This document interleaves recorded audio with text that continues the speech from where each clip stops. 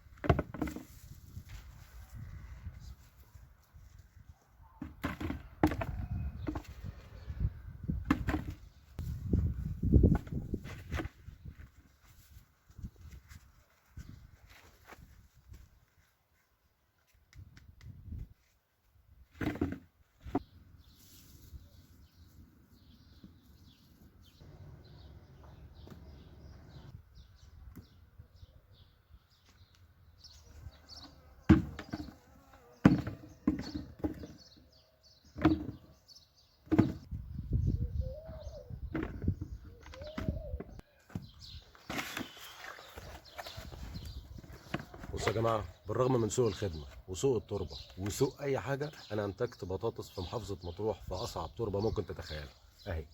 اشوفكم على خير الموسم الجديد.